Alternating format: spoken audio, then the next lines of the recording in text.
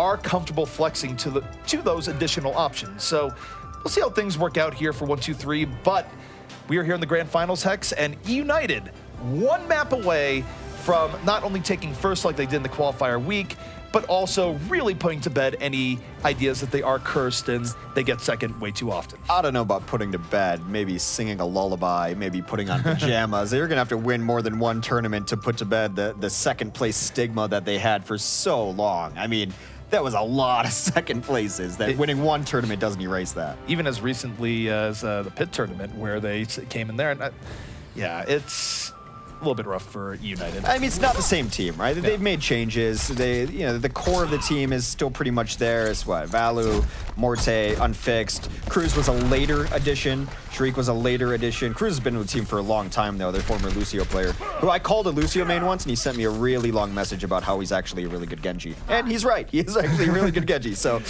when I'm wrong, please feel free to message me. And now I'm going to go to a full inbox right now. See anything different on either of these compositions?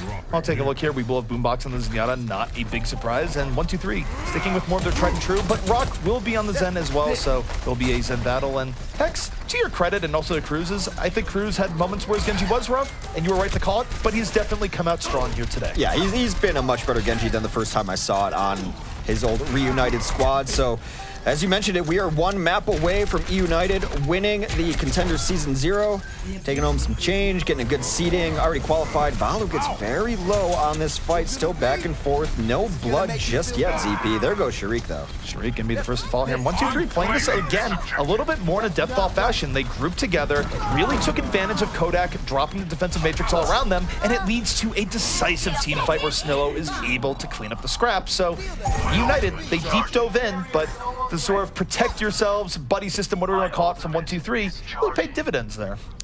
They caught the dive. That's a big part of this conversation. It doesn't seem like they dive too deep because honestly 1-2-3 is not running the pure dive because they don't have a Genji to go with it. They can run half dives. They can, and I gotta say for Cruz, he already has Dragon Blade up, Hex. You want to talk about statements here. He figures there's no Transcendence up, and he's right. Diving in, effectively 2 kills for Cruz.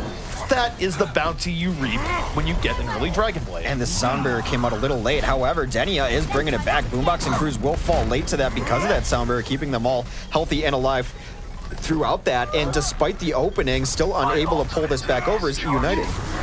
eUnited struggling to bring it back. Morty really deciding, do I want to drop the sound barrier? Do I not? For now, he hasn't, but Snillo coming in on the tack visor. Maybe it forces it out, and no, Morty just going to eat the death instead. So what was looking like a really nice counterattack here from eUnited has not borne fruit here just yet, Hex.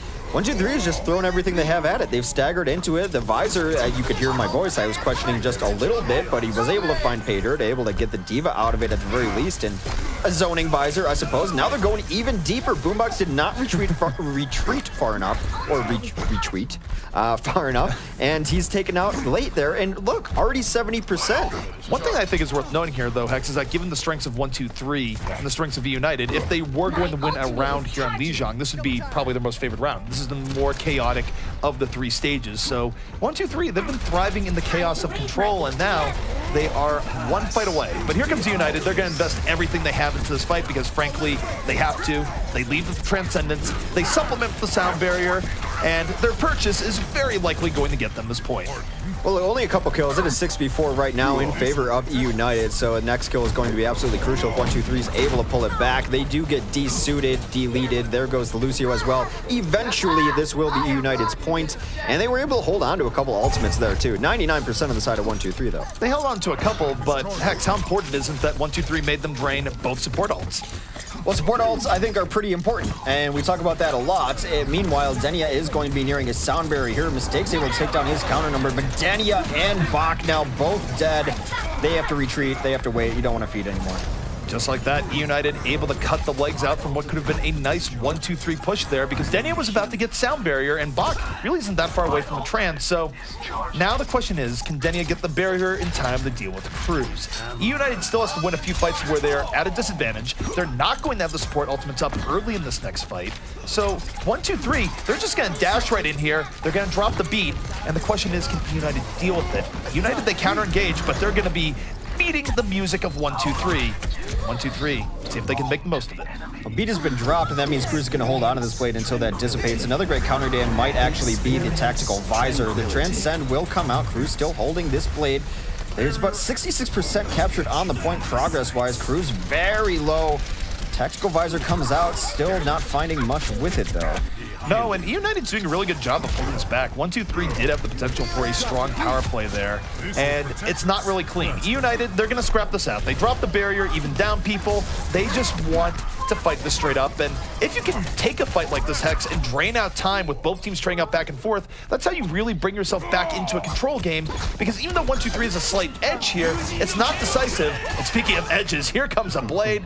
Cruz uses it only for a baby diva. Not really the best return on the investment. The trades have been pretty decent, though, as Mistakes has been alive and on this point, harassing supports the entire time. As you see that they still have 50% progress on this point, trying to take it back over. Respawns come in for both sides here, as Unfixed may be looking to launch this one skyward for his self-destruct to clear out the point. Does just that. Self-destruct into the back line. Does not connect, but does zone 1-2-3 into a rough position, and Volatalia is right there. Takes down both supports as they flee the exploding diva explosion. So one good thing deserves another, and eUnited has almost brought this one all the way back, Hex.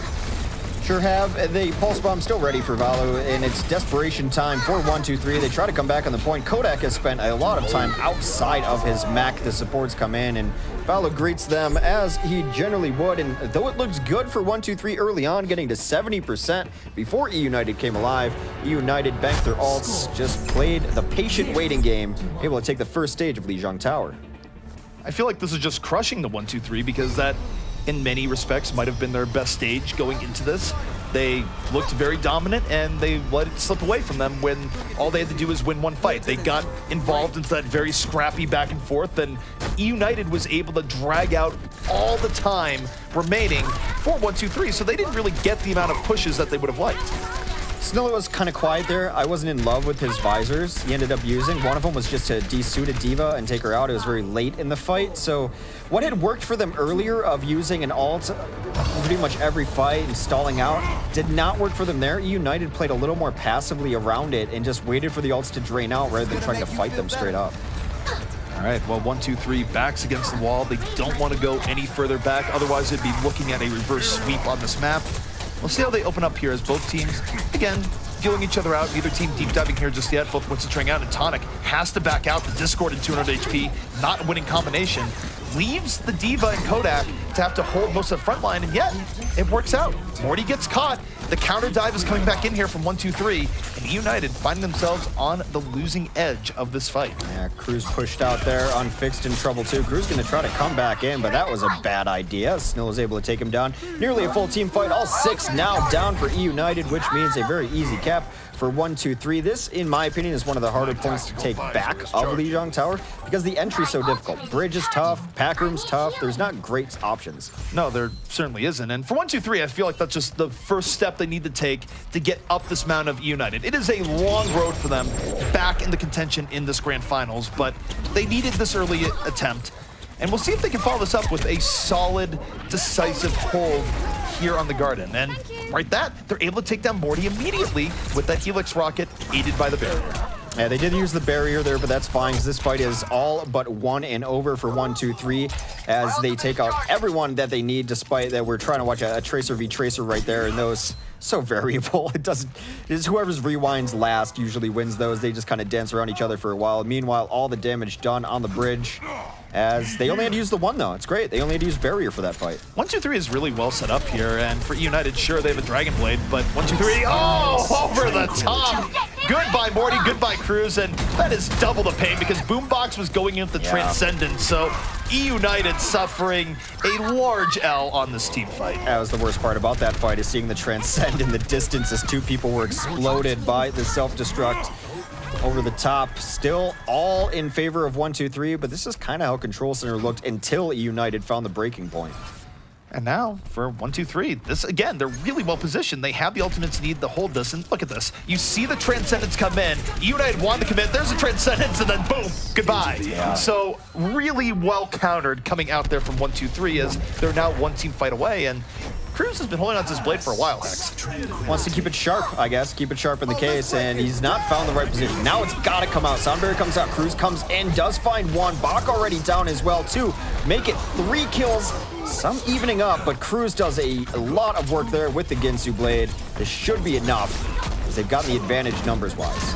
Patience does pay off in eUnited, giving themselves some life here, and I gotta say, if you're 1-2-3, you're just a little bit scared here because this Yeah, is exactly. awfully deja vu of the last round where eUnited brought it back from 0 to 99, and we're in that position once more. Well, they know firsthand you can get to 99 after 1 take. That's exactly what they just did on their side of the map, and this map can be very difficult. Valu's gonna be looking for a target. Does see the opposing tracer on the other side. Might just be, you know, kind of roping around here. I think he should be looking at the bridge to hit a big bomb. Well, you should be looking at it as the bridge is where 1-2-3 is coming down. They're going to drop the barrier, but they're immediately answered by the Transcendent. Oh, are we going off the edge? We are. Bach learning that he cannot fly as well as he thought, as Sharik sends 2 people off the cliff to their deaths. I could see that and play the game later. Very likely, nice plays there. They had to use a couple of ults, but not the biggest of deals here. 1-2-3 is set up to get a retake, mostly off the back of probably what would be a self-destruct over the top. Can be a very good self-destruct map, as you don't necessarily see where it's coming from until it's way too late. The angles are great. Cruz is dead. Cruz died early on this fight, and this gives an early opportunity for 1-2-3, and they take it, immediately piling on. I'm not really sure what dealt with Cruz there, if it was just himself falling off, but in any case, 1-2-3 making good on the advantage. They get back onto the point. They slaughter eUnited, and eUnited now on a whim and a prayer, Hex, and trying to bring this one back. Well, Cruz was able to get back in this fight because he did die so early. Got 1 kill into it. There is a little bit of stall that came out from Sharik, but everyone kind of just trickling in here. They're now in a desperation Sombra from Unfixed because they need any hero with speed to get back to the point. But Tonic will pop Rage. We are tied up on Lijiang Tower. So 1-2-3 bringing it right back off of the unfortunate death of Cruz there, and it does show, Hex, how important a 6v5 can be, because it's not just that you're down 1 hero's power.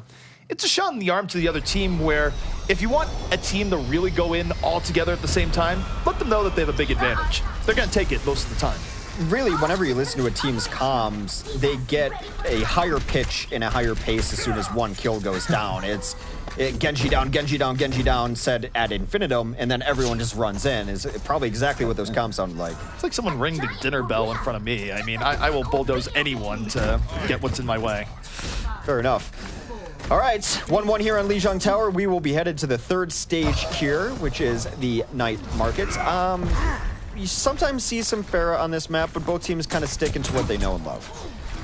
Definitely see a bit of that here, and you'd think for eUnited that this would be a little bit more their speed. There's a lot of ways that you can control this in 6v6 fighting, and eUnited is looking to split this up a bit. You see Cruz coming in off the flank, and the rest of eUnited coming in the front, and this is how Cruz can not only build a big Dragon Blade, but potentially land 3 Shurikens and a dash instead of Voltalia for a pick. So 1-2-3, even though they're deathballing, they're surrounded on all sides, and Bach is under heavy assault. Well, it's kind of just the different way that these styles go. Both supports now down after that huge dive from eUnited. Takes down 4. That is 5. That is a DMAC. That's a full team kill. Not at the same time, so we don't get to hear the horn. That was beautiful, though, from eUnited, where they were attacking Bach from all ends. They even put the Discord orb on him, and both flankers coming at the same time to deal with him in the very end. So that was textbook by eUnited, and it shows that they definitely know their way around the night market. And now, let's see how they work with this Hex now that they have a bit of a positioning advantage.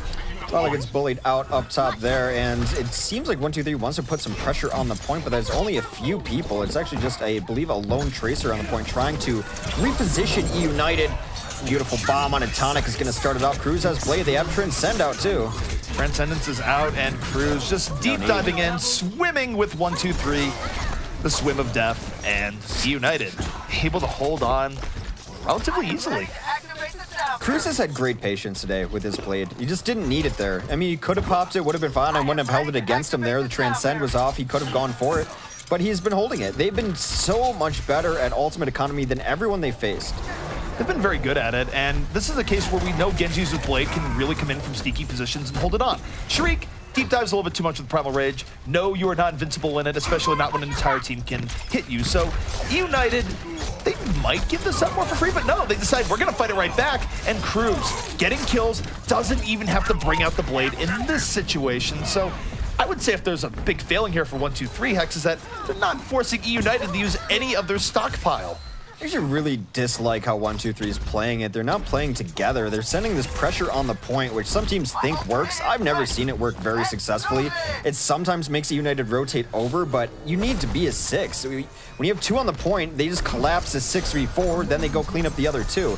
And yes, Cruz is getting a lot of the glory, but everyone he's killed has been discorded. Self-destruct lobbed over the top. Not going to get what you're looking for immediately. 1-2-3 though, they know they are at death's door. They need to make this fight work. They get 2 early kills and they swarm onto the point. We are in overtime.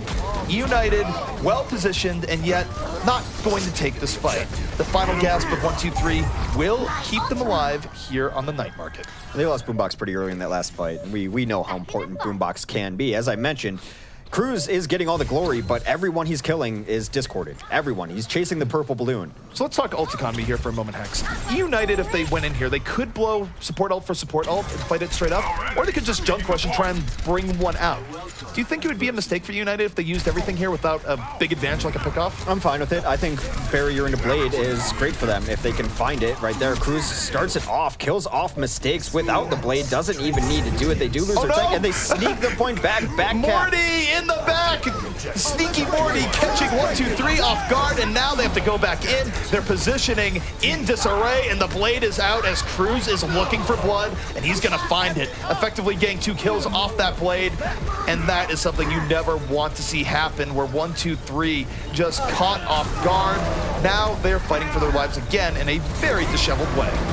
Yeah, it's such a terrible backhand because you think about it, this could be ticking up right now for 1-2-3 and they still have a chance in it. But Sharik is hitting them with the Primal Rage Fist, finds his counterpart there too. They've gotten all of the kills in recent times. eUnited does continue to make the better end of the trades. Will go up 2-1, 1 stage away from being crowned champions. This next round is match and tournament round for eUnited, and what a tournament it would be, where again, there's been a lot said for eUnited, getting stuck in situations where they get second more often than not, but we knew they were coming into this with a big advantage, and though they had a rocky start back in Oasis, they have come in with style, and it's just been evolution over time for this team, and Cruz, probably the best example where he wasn't always this good on Genji. No, not always. He put a lot of time in practice in it. I think, you know, the changes they've made to move people around and find people at their right homes where they need to be have been great, and the kind of modification of this team over time has been wonderful for them. So eUnited, all they have to do is get 100% here in the Garden, and they will be your Contenders Season 0 champions. 1-2-3, hoping to pull this one back, hoping for the dream, hoping to climb that mountain. But it's going to be difficult. And yet, Cruz is on an adventure. Yeah. He actually thinks they already won. He's just off doing his thing. Kind of oh no! Tonic line! Got booped by Morty right at the end. It knocks off 2. And that is a big play from a very experienced Lucio. That gets a 3rd kill too onto his counterpart with the help of Boombox. I think every kill for eUnited should just be with the help of Boombox. I love that they've changed the HUD that you can see little Zenyatta icons. Every single kill usually comes with one if you're eUnited. I think Sharik should pop Primal Rage right now because Morty might have just stolen his play of the game. Yeah. It's very likely that would happen, and I mean, that'd be big. Morty, of course. Well, but here's the side effect of it. He has barrier, Denny is only at 60%. Yeah, you get a lot of ult charge for that, but he has to break it down very quickly here to try and bring this fight back because of those 2 early kills. And he does as he poops back off to the side. Yet another kill for them. Trying to run away is the D.Va. They have grabbed the point. They are in full capture mode. Tonic does a lot of work, though. Is able to take down the D.Va and the pilot, which comes with it. They're trying to get enough bodies on the point to get a tipping point, but Cruz comes back in, takes down mistakes, and has so much of their damage potential. Not only has Cruz been spoiler here, he just built a Dragon Blade so he can double down here and bring this fight back from the abyss. Morty gets bought again! Again! Wrecked and Morty, 2 things that are going well together right now, Hex, as everyone is experiencing the lower end of Lijiang Tower, but Cruz still darting around. It's just been dash resets and solid play. Keeps the blade in reserve as eUnited doesn't need it yet. The ult economy has been insane for eUnited in this round, and they are 30% away, or basically about 2 fights from being your Contender Season 0 champions.